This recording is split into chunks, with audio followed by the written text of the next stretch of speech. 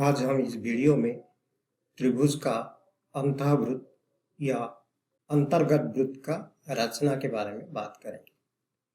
हम यह बात करेंगे कि अंतःवृत्त का मायने क्या है, अंतःवृत्त की रचना कैसे की जाती है। एक सवाल लेते हुए हर चरण को करते हुए आप बात करेंगे। तो पहले हम बात करते हैं कि अंतःवृत्त के मायने क्या है। तो अंतःवृत्त का मायने ये होता है कि किसी बहुभुज क्या होता है, वो त्रिभुज हो सकता है, चतुर्भुज, पंचभुज, षट्भुज, किसी भी हो सकता है। तो किसी बहुभुज का अंतःवृत्त या अंतर्गत वृत्त ऐसा वृत्त होता है जो उस बहुभुज के प्रत्येक भुजा को स्पर्श करता है। ध्यान दो, यहाँ वो जो वृत्त बनेगा वो प्रत्येक भुजा को क्या करेगा, स्पर्श करेगा। तो अभी आप देख सकते हैं कि आपके सामने एक त्रिभुज है, तो इसका अंतःवृत्त क्या होगा। देखिए, आप देख सकते हैं कि ये जो वृत्त बना है ये क्या कर रहा है, तीनों भुजा को स्पर्श करते हुए जा रहा है। तो ये क्या होगा, उस त्रिभुज का अंतःवृत्त। उस वृत्त के केंद्र को, वो जो वृत्त बना है अंतःवृत्त है, उसको केंद्र को अंतःकेंद्र या इन सेंटर कहते हैं। तो वृत्त को बोलते हैं अंतःवृत्त और वो वृत्त के केंद्र को क्या बोलते हैं, अंतःकेंद्र। अभी हम एक काम करते हैं कि ये अंतःवृत्त या अंतर्गत वृत्त की रचना कैसे की जाती है इसको थोड़ा समझते हैं। क्या क्या तरीका होता है, क्या क्या जरूरत है, क्या करना पड़ता है, इसको समझते हैं। उसके बाद एक सवाल को लेते हुए रचना करेंगे। पहला चरण में हमको त्रिभुज की रचना करना है। जो प्रश्न दिया हुआ होगा उसमें कुछ माप दिया होगा, भुजाओं के माप या कोण के माप, उसके आधार पर आपको एक त्रिभुज बनाना है। ये पहला चरण का। दूसरा चरण में जाने से पहले आप जानते हैं कोई भी वृत्त बनाने के लिए दो चीज की जरूरत होता है, एक है केंद्र और दूसरा है त्रिज्या की माप। ये दोनों होता है तो आप वृत्त बना सकते हैं। तो चरण 2 में हमारा जो फोकस रहेगा वो केंद्र को रहेगा, जो इस केस में हम इसका नाम बोलते हैं अंतःकेंद्र।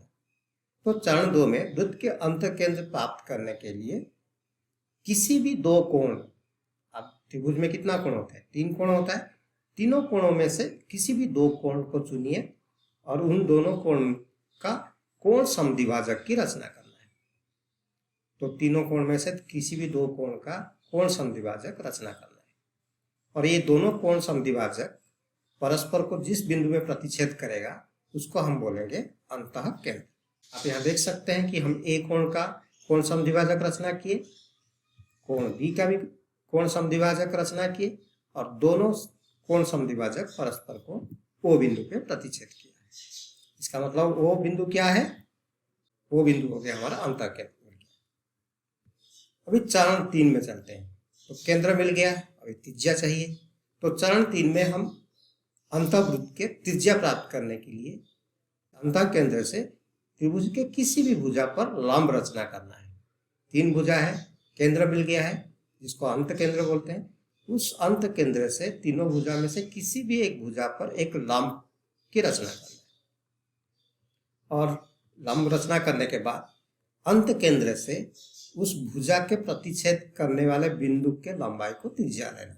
जैसे आप देख सकते हैं हमने ओ बिंदु से ए बी के ऊपर एक लंब रचना की, लंब तो हो गया अभी, लेकिन त्रिज्या कौन सी पार्ट होगा, ओ बिंदु से, केंद्र से, उस अंत केंद्र से भुजा के प्रतिच्छेद करने वाला बिंदु, मतलब ओ बिंदु से, ये ओ बिंदु से हमको डी तक जाना है। कहाँ तक जाना है, डी तक। तो ओडी की जो लंबाई होगा वो क्या होगा, देखो ओडी की जो लंबाई है हमको इसको त्रिज्या मानना है। तो हमको केंद्र ओ मिल गया और ओडी त्रिज्या मिल गया, तो वृत्त रचना कर सकते हैं। तो चलते हैं चौथा चरण में। तो चरण 4 में अंतर्वृत्त या अंतर्गत वृत्त रचना करने के लिए प्रकार के सहायता से अंतकेंद्र या केंद्र एवं त्रिज्या के आधार पर वृत्त रचना करना है।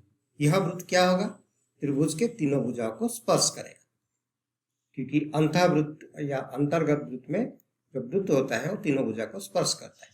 तो आप एक वृत्त बनाइए, केंद्र को केंद्र मानते हुए एवं ओडी को त्रिज्या मानते हुए एक वृत्त बनाइए।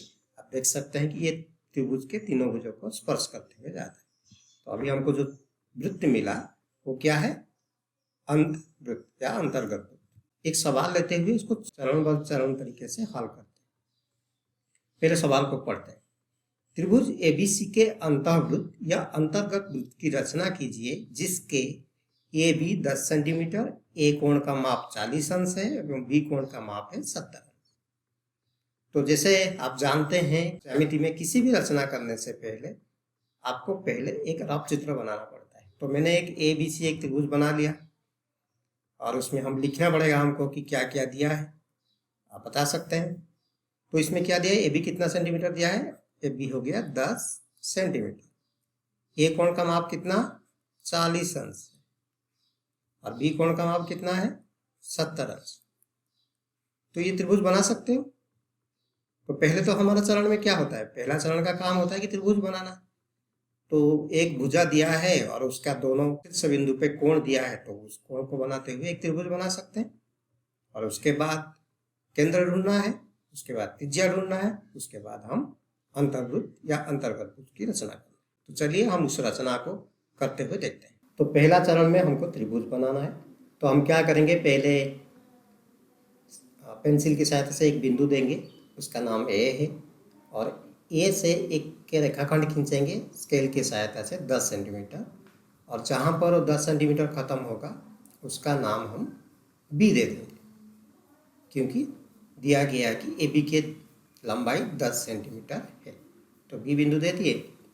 अभी क्या करना है, ए कोण का माप कितना है 40 अंश है, तो ए के ऊपर चांदा रखते हुए 40 अंश का माप के लिए एक बिंदु लगाइए और ए बिंदु से स्केल के सहायता से ए बिंदु से एक रेखाखंड आगे की तरफ बढ़ाते जाइए, आगे की तरफ बढ़ाइए। जैसे बी कोण का माप कितना है 70 अंश दिया है, तो चांदा को बी कोण के ऊपर रखते हुए 70 अंश का माप के लिए एक बिंदु लगाइए और स्केल के सहायता से बी बिंदु से उस बिंदु के सहायता से एक रेखाखंड खींचिए।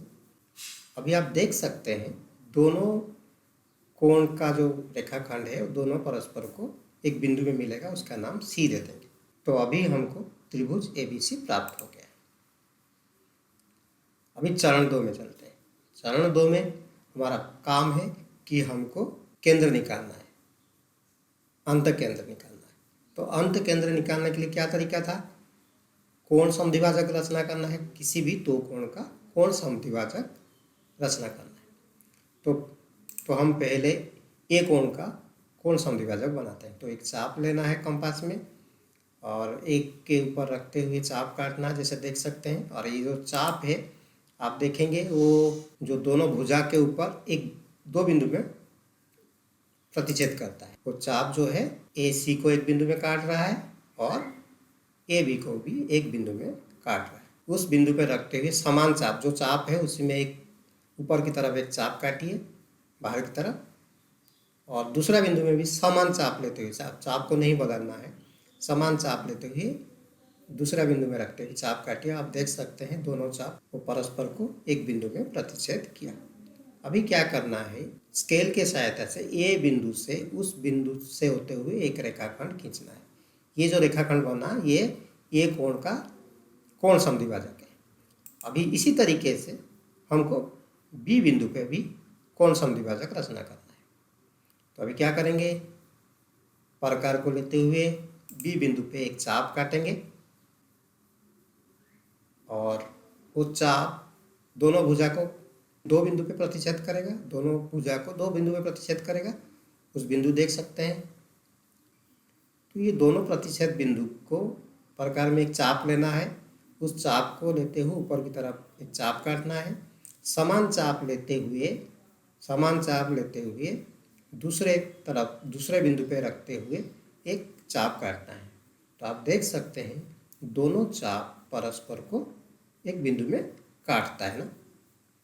तो आप देख सकते हैं दोनों चाप परस्पर को एक बिंदु में काटा।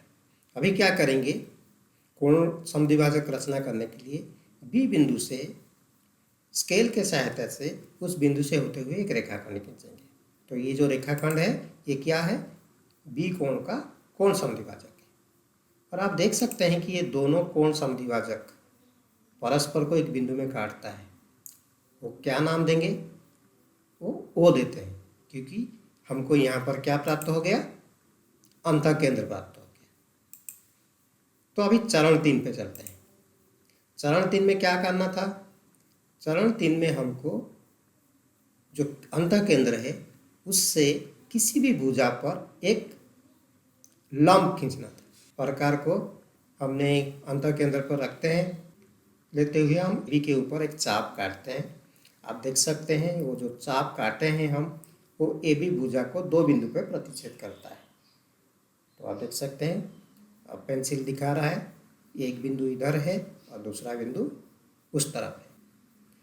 अभी हमको क्या करना है, प्रकार को लेते हुए और प्रकार का चाप आधे से ज़्यादा लेना है, एक बिंदु पे रखते हुए चाप काटना है एक ऊपर की तरफ, और सेम चाप लेते हुए, ध्यान दें चाप को नहीं बदलना है, समान चाप लेते हुए दूसरे बिंदु पे रखते हुए चाप काटना है। और आप देख सकते हैं दोनों चाप परस्पर को एक बिंदु में काटते हैं। अभी क्या करना है, जो अंतः केंद्र है वो से वो जो चाप कटा है उसको स्केल के सहायता से जोड़ देना है। तो आप ये जो लंब खींचे हैं वो ए बी भुजा को एक बिंदु पे काटता है, उसका नाम हम दे देते हैं डी।